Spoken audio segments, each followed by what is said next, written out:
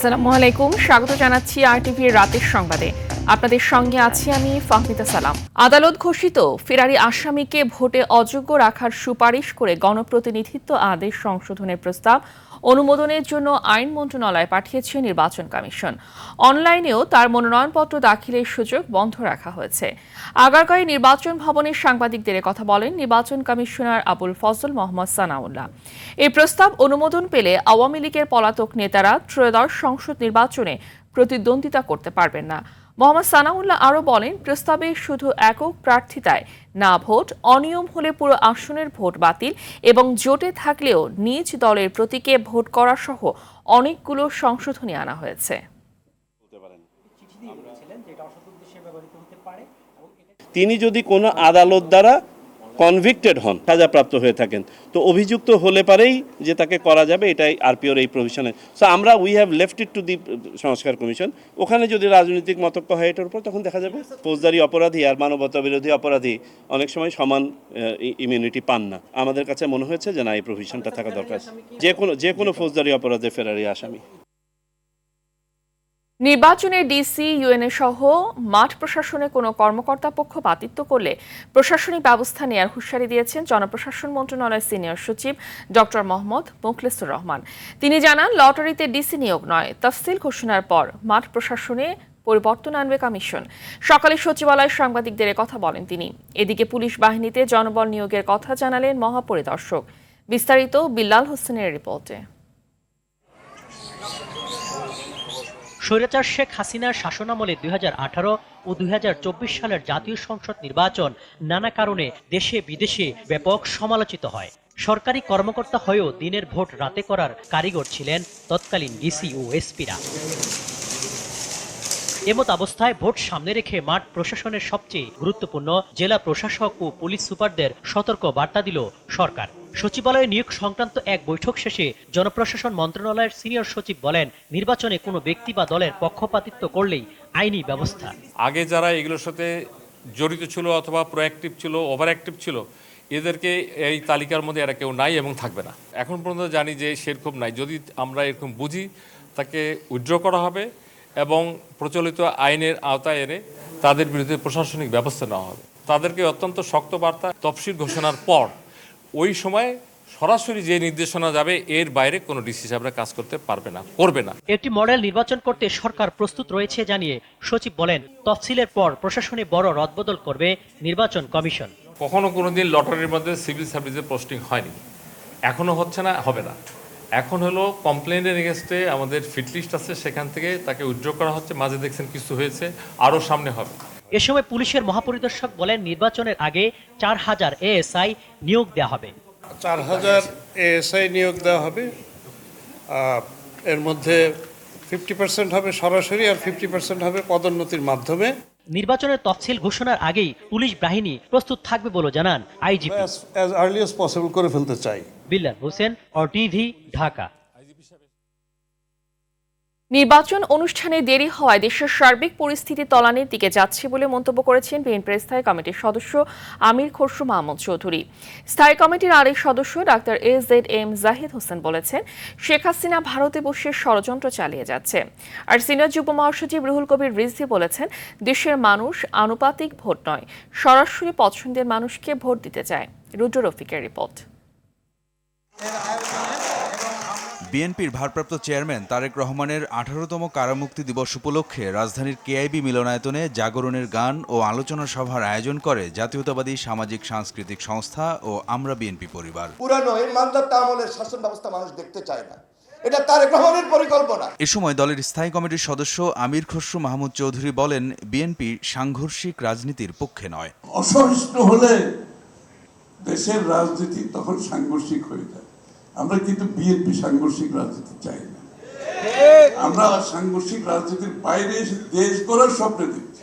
এর আগে গুলশানে একটি হোটেলে এক সেমিনারে যোগ দিয়ে আমির খসরু বলেন, দেশের সার্বিক পরিস্থিতি বিবেচনায় নির্বাচন আরও আগে হওয়ার দরকার ছিল। আমাদের অনেক আগে নির্বাচন প্রক্রিয়ার মাধ্যমে দেশটাকে একটা ডেমোক্রেটিক অর্ডারে চলে যাওয়ার কথা ছিল, এবং এই না যাওয়ার কারণে দেশ কিন্তু দিন দিন নিচের দিকে যাচ্ছে।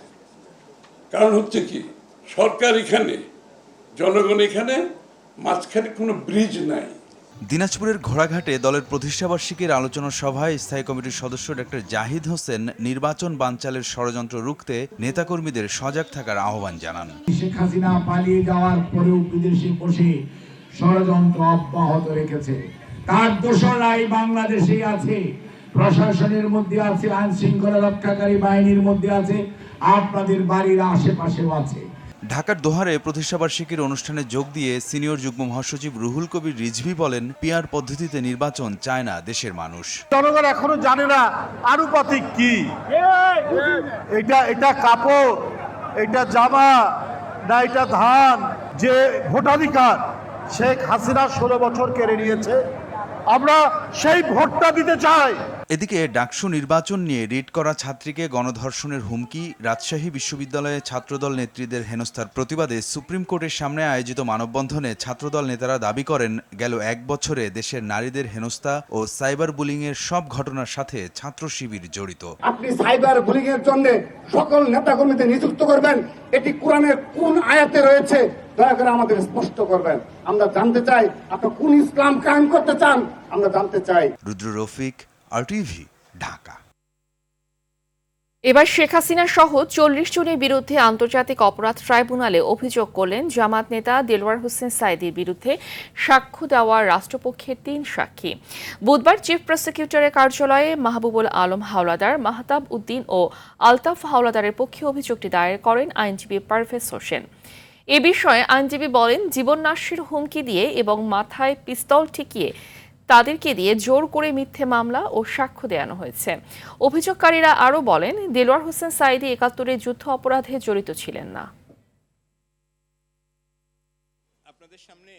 বাদী হিসাবে তাকে যে মিথ্যা সাক্ষ্য দিতে বাধ্য করেছিলেন, সেই ভয়াবহ নির্যাতন, ভয়াবহ চর্চার সেই দিনগুলোর অবস্থান বর্ণনা করে শেখ হাসিনা সহ মোট 40 জনের নাম উল্লেখ করে এবং অজ্ঞাতনামা আরও আসামিদের নাম উল্লেখ করে উনি আজকে একটি এফআইআর, একটি অভিযোগ আন্তর্জাতিক অপরাধ ট্রাইব্যুনালে দায়ের করেছে। একদিন মৃত্যু সবারই আছে।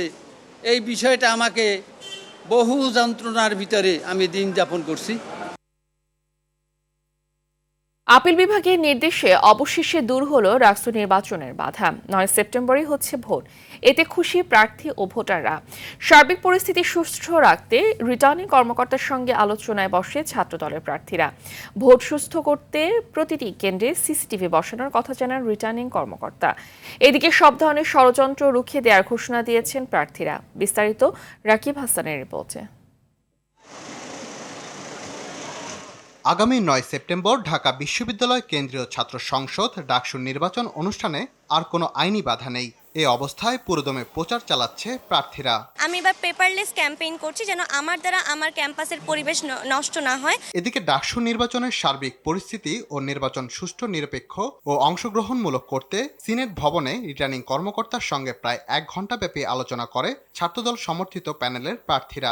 ডাকসু নির্বাচন 2025 সেটাকে সুন্দর, সুষ্ঠু, নিরপেক্ষভাবে অনুষ্ঠিত করার জন্য আমরা নির্বাচন কমিশনের সাথে আমাদের যে আলোচনা সেটা আমরা তুলে ধরেছিলাম। বিশ্ববিদ্যালয় প্রশাসনে তার যে একাডেমিক্যাল বিষয়ে সিদ্ধান্ত নিয়েছে সেটিকে আমরা ইতিবাচকভাবে দেখছি, কিন্তু আমরা চাই শুধু একাডেমিক্যাল না, প্রশাসনিক সিদ্ধান্ত তার বিরুদ্ধে আসা উচিত। আলী হোসেন যদি ছাত্রদলের কর্মী হয় তাহলে সাদিক কায়েমও ছাত্রদলের কর্মী। বৃহৎ একটি রাজনৈতিক শক্তি ডাকসু বানচালের ষড়যন্ত্র করছে বলে মত বৈষম্য বিরোধী শিক্ষার্থী সংসদের ভিপি প্রার্থী আব্দুল কাদেরের। ডাকসু কেন্দ্রিক একটা গভীর ষড়যন্ত্র হচ্ছে, আমরা দেখেছি। আমরা বারবার করে আমাদের আশঙ্কার কথা জানিয়েছি।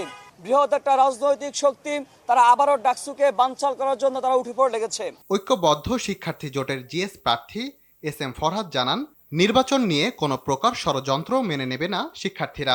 রাজনৈতিক এজেন্ডা বানানোর অভিপ্রায় কারো থাকা উচিত না, বরং প্রত্যেক দলেরই উচিত যে কোনো বোন ভিকটিম হলে তাকে হেল্প করা। বরং আমরা সেই নারী বোনকে বলেছিলাম, শিক্ষার্থী বোনকে, যে আপনি যদি মামলা করতে চান আমাদের টিম রেডি আছে। সামাজিক যোগাযোগ মাধ্যমে নারী প্রার্থীকে হুমকি দেয় শিক্ষার্থী আলী হোসেনকে 6 মাসের প্রাথমিকভাবে বহিষ্কারের কথা জানান রিটার্নিং কর্মকর্তা। টাস্ক ফোর্সে এখনো তদন্ত চলমান রয়েছে, পরে তদন্ত রিপোর্ট জানানো হবে বলে জানান তিনি। আপনারা জেনেছেন এর মধ্যে বিশ্ববিদ্যালয় থেকে প্রক্টর অফিস থেকে আমাদের যে 6 মাসের জন্য তাকে বহিষ্কার করা হয়েছে। এটি তো আমাদের তদন্ত কমিটির রিপোর্টও আমরা পেশ করব, সেই অনুযায়ী প্রশাসন তাদের ব্যবস্থা গ্রহণ করবে। রাকিব হাসান, RTV, ঢাকা। শেষ হলো রাজশাহী বিশ্ববিদ্যালয় কেন্দ্রীয় ছাত্র সংসদ নির্বাচনের মনোনয়নপত্র বিতরণ। সকাল 10টা থেকে বিকেল 5টা পর্যন্ত রাজশাহীর কোষাধ্যক্ষের কার্যালয় থেকে মনোনয়নপত্র সংগ্রহ করেন শিক্ষার্থীরা। মনোনয়নপত্রের সঙ্গে প্রার্থীদের ডোপ টেস্টের নমুনাও নেওয়া হয়। এখন পর্যন্ত মনোনয়নপত্র তুলেছেন 466 জন। মনোনয়নপত্র জমাদানের শেষ তারিখ 4 ও 7 সেপ্টেম্বর। এদিকে উৎসবমুখর পরিবেশে চলছে জাহাঙ্গীরনগর বিশ্ববিদ্যালয়ের ছাত্র সংসদ জাকসু ও হল সংসদ নির্বাচনের প্রচার। প্রতিশ্রুতি নিয়ে প্রার্থীরা ছুটছে ভোটারদের কাছে। তবে ভোটাররা বলছেন, সাধারণ শিক্ষার্থীদের সমস্যা দাবির বিষয় নিয়ে যারা কাজ করবেন তাদেরকে এবার বেছে নেবেন তারা। জাকসুর 25টি পদের বিপরীতে লড়ছে 179 জন। যেমন আমরা চিন্তা করি যে একটি সুস্থ রাজনৈতিক ধারা যাতে আমাদের ক্যাম্পাসগুলোতে বহমান থাকে। আমরা এমন নেতৃত্ব চাই যারা আমাদের শিক্ষার্থীদের কথা তুলে ধরবে। জাকসুতে যে বা যারাই নির্বাচিত হয়ে আসুক এবং যারা আসবে না তারাও সাথে যাতে একসাথে কাজ করতে পারে। গত 2 দিন ধরে সায়েন্স ফ্যাকাল্টি গুলোতে গিয়েছি, তারা খুব চমৎকার ভাবে গ্রহণ করছে এবং তারা বলছে যে তারা আসলে প্যানেলের সবাইকে ভোট দিবে। ভোটারদের কাছে যাচ্ছে, আমার মনে হয় যে তাদেরকে আরেকটু সম্পৃক্ত করতে যদি পারি, এটা একটা চ্যালেঞ্জের ব্যাপার। আর কোনো অভিযোগ নেই। কর্মসংস্থান সংকটে সৌদি আরব প্রবাসী বাংলাদেশিরা। এছাড়া 3 মাসের আকামা চালুর হওয়ার কাজ পাওয়ার আগেই অবৈধ হয়ে যাচ্ছেন অনেকেই, যা শ্রম বাজারের জন্য অশনি সংকেত বলে মনে করছেন প্রবাসীরা। সৌদি আরব থেকে মুখলিসুর রহমান অভির পাঠানো তথ্য ছবিতে বিস্তারিত বিন ইয়ামিনের রিপোর্টে। তেল সমৃদ্ধ বিশাল মরুভূমির দেশটিতে 30 লাখেরও বেশি প্রবাসী বাংলাদেশিদের বসবাস। কিন্তু সৌদিতে নতুন আসা প্রবাসীরা ভালো নেই। চাহিদার তুলনায় দ্বিগুণ লোক আসায় দেখা দিয়েছে কর্মসংস্থানের সংকট। তার ওপর 2023 ও 24 সালের পর যারা ফ্রি ভিসায় এসেছে তাদের সমস্যা আরও বেশি। মাত্র 3 মাস তাদের আকামার মেয়াদ। কাজ পাওয়ার আগেই অনেকে অবৈধ হয়ে যাচ্ছেন। এতে চরম হতাশা নিয়ে মানবেতর জীবনযাপন করছেন তারা। এছাড়া সাপ্লাই কোম্পানিতে কাজের কথা বলে সৌদিতে নিয়ে এলেও লাপাত্তা হয়ে যান দালালরা। 2 বছরের কাজের চুক্তি থাকলেও কাজের কোনো সুযোগ দিচ্ছে না অনেক কোম্পানি। দালাল টাকা পয়সা সব লুটে বুটে খায়, আমাদের সাপ্লাই কোম্পানিতে দিয়ে দিছে। সেই কোম্পানি আমাদের কোনো রিস্ক নিচ্ছে না। এখন বলতেছে যে তোমাদের টাকা দিয়ে তোমরা নিজের ইচ্ছা মতন চলে যাও। আমাদের 2 বছর কন্ট্রাক্ট শেষ। আমাদেরও কোনো কিছু নেই, শুধু ভিসার মেয়াদটাই আছে, তাছাড়া কোনো আকামাই পাইনি। জেনে বুঝে প্রবাসে আসা এবং তার কাজের প্রশিক্ষণ নেয়ার পরামর্শ দেন ভুক্তভোগীরা। অনেকে আসে যে ফ্রি ভিসা 3 মাসের আকামা দেয়, অনেকে কাজ পায় না। অনেক মানুষ ভুক্তভোগী, আমার কাছে প্রায় অনেক লাখ লোক আসে যে একটা কাজ দেন, আইসা কাজ পায় না। আগে জেনে শুনে একটা ভালো কোম্পানি দেখে আসেন, এভাবে আইসেন না। আসলে পরে তার মাধ্যমে আসেন, তারাও খোঁজখবর নেয় না, টাকাও দিতেছে না। 3 মাস পরে ওদেরকে মানে কি যাবে, কই যাবে। টেকনিশিয়ান কাজ শিখে আসুক, যেমন ফেব্রিকেটর, পাইপ ফিটার, বাংলাদেশে অনেক প্রকারের কাজ শেখানো হয়। কাজ শিখে আসলে এদেশে কাজ আছে, কিন্তু হেল্পারে আসলে এদেশে কোনো কাজ নাই। হেল্পারের ডিমান্ড অনেক কম। যে কোনো একটি কাজ শিখে দক্ষ হয়ে প্রবাসে গেলে তা শুধু দুর্ভোগই কমাবে না, দেশের রেমিটেন্স প্রবাহ বাড়াবে।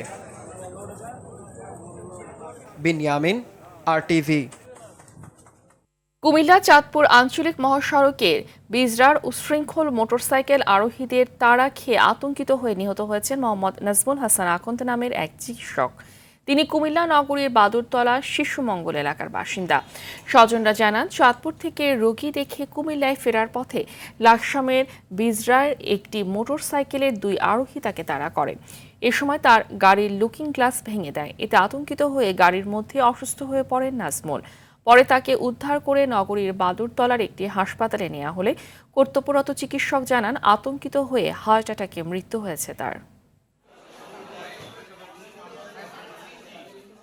উনি গাড়িটা নিয়ে আস্তে করে চুলো করে সামনে বাজারে গর্তর মধ্যে চুলো করছে। পিছন দিক থেকে একটা মোটরসাইকেল আসছে, আগে ওনাকে একটা গালে দিই, ওনার গাড়ির ডাইন সাইডে একটা বারে দিছে হ্যান্ডব্রেক দিয়ে। বারেকটা নুকিন গ্লাসে দিচ্ছে, নুকিন গ্লাসটা ভেঙে গেছে। প্রাইভেটটা নিয়ে আটটু সামনে গেছে, 200 গজ সামনে যাওয়ার পরে বাইকটা আবার টান দিয়ে যায়, ওনার সামনে খারাইছে। খারানোর পর আমি ধরে যাইতে দেখতেছি যে CNG লই স্টানে 3-4টা CNG আর পাবলিক মেরে দিয়ে উনি গাড়ির ভিতরে স্টক করা। 30 বছরের মধ্যে সাংহাই ও সিঙ্গাপুরের মতো উন্নত মানের বন্দরে রূপান্তরের লক্ষ্যে কাজ করছে Maheshkhali Matarbari integrated development initiative মিডা। ইতোমধ্যে 120 দিনের পরিকল্পনায় প্রধান উপদেষ্টার কাছে জমা দেওয়া হয়েছে বলে জানিয়েছেন বাংলাদেশ বিনিয়োগ উন্নয়ন কর্তৃপক্ষ ও বাংলাদেশ অর্থনৈতিক অঞ্চল কর্তৃপক্ষের নির্বাহী চেয়ারম্যান চৌধুরী আশিক মাহমুদ বিন হারুন। বিকেলে রাজধানীর ফরেন সার্ভিস একাডেমিতে এক সংবাদ সম্মেলনে সংস্থাটির লক্ষ্য ও পরিকল্পনা তুলে ধরেন তিনি। চৌধুরী আশিক জানান, ৬ থেকে $৬,৫০০ কোটি বিনিয়োগের মাধ্যমে পুরো কমার্শিয়াল হাব থেকে $15,০০০ কোটি জিডিপিতে যুক্ত হবে। আমরা যদি বাংলাদেশের একটা সিঙ্গাপুর করতে চাই বা বাংলাদেশের ভিতরে একটা সাংহাই পোর্ট করতে চাই, আগামী 30 বছর হাতে আছে সময়। ইমাজিন করতে পারতে হবে যে 30 বছর পরে আমরা এই মহেশখালী মাতারবাড়ি এলাকাটাকে সিঙ্গাপুর বা সাংহাইয়ের মতো করে দেখতে চাই। অলমোস্ট চট্টগ্রামের আরেকটা এনহ্যান্সড এবং মডিফাইড এবং নিউ ভার্সন, যেটা আমাদের প্রাইমারি সোর্স অফ লজিস্টিক্স বলেন, ইন্ডাস্ট্রিয়ালাইজেশন বলেন, সব কিছুর জন্য এটা আমাদের প্রাইমারি একটা সোর্স হবে। সিলেটের সাদা পাথর লুটে যাদের সম্পৃক্ততা পাওয়া গেছে তাদের বিরুদ্ধে অনুসন্ধানে সিদ্ধান্ত নিয়েছে দুর্নীতি দমন কমিশন দুদক। গত 13 আগস্ট সিলেটের কোম্পানিগঞ্জে সাদা পাথর লুটপাটের ঘটনায় দুদকের সমন্বিত জেলা কার্যালয় থেকে 5 সদস্যের এনফোর্সমেন্ট অভিযান চালায় দুদক। অভিযানের পরপরই শুরু হয় সংস্থাটির গোয়েন্দা অনুসন্ধান। পাথর চুরির ঘটনার সামনে এলে নড়ে চড়ে বসে দেশের প্রশাসন, শুরু হয় যৌথ অভিযান। এছাড়া 75 কোটি টাকার কর ফাঁকির ঘটনায় ব্যবসায়ী এস আলমের 2 ছেলে সহ 10 জনের বিরুদ্ধে মামলা করেছে দুদক। একই দিনে 102 কোটি টাকা আত্মসাৎ করার অভিযোগে মামলা হয় ওয়েস্ট পেপারস চেয়ারম্যান আব্দুল্লাহ সহ 10 জনের বিরুদ্ধে। পরিচালনা করা হয়েছিল সেই এনফোর্সমেন্ট অভিযান শেষে দাখিলকৃত প্রতিবেদনে তারা প্রকাশ্য অনুসন্ধানের জন্য সুপারিশ করেছিলেন এবং সেটি কমিশনে এই বিষয়ে পর্যালোচনা শেষে অনুসন্ধানের সিদ্ধান্ত গৃহীত হয়েছে। রাজধানীর শাহবাগে শুক্রবার বিকেল 3টায় ফ্যাসিবাদ বিরোধী সংহতি সমাবেশের ঘোষণা দিয়েছে গণ অধিকার পরিষদ। বিকেলে সভাপতি নুরুল হকের উপর হামলার প্রতিবাদে আয়োজিত বিক্ষোভ ও অবস্থান কর্মসূচি থেকে এই কর্মসূচির ঘোষণা করে দলটির সাধারণ সম্পাদক রাশেদ খান। বলেন, গত 29 আগস্ট পুলিশ ও সেনাবাহিনীর কয়েকজন সদস্য নূরসহ গণ অধিকার পরিষদের শতাধিক নেতাকর্মীকে আহত করে। এ ঘটনায় হামলাকারীদের অবিলম্বে গ্রেফতার, স্বরাষ্ট্র উপদেষ্টার পদত্যাগ ও জাতীয় পার্টি নিষিদ্ধের 3 দফা দাবি জানানো হয়। এ সময় দলটির নেতাকর্মীরা ভিপি নূরের উপর হামলায় গঠিত বিচার বিভাগীয় তদন্ত কমিটি প্রত্যাখ্যান করে এ ঘটনার সুষ্ঠু তদন্ত চান। এর আগে নিজস্ব কার্যালয় থেকে মিছিল নিয়ে পুরন পল্টন মোড় অবরোধ করে নেতাকর্মীরা। আজকে হয়তো নূরকে রক্তাক্ত করে ঢাকা মেডিকেল আইসিইউতে বানানো হয়েছে, আগামীকাল আপনার পালা। সুতরাং আমরা চাই না এই ধরনের ঘটনা আর ঘটুক। আর যে কারণে এই ঘটনার অবশ্যই সুষ্ঠু তদন্ত এবং বিচার হতে হবে, স্বরাষ্ট্র উপদেষ্টার পদত্যাগ করতে হবে, জাতীয় পার্টিকে অবশ্যই নিষিদ্ধ করতে হবে। রাতের সংবাদ এই পর্যন্তই। মধ্যরাতের সংবাদ রাত 1টায় দেখার আমন্ত্রণ রইল। ধন্যবাদ সবাইকে।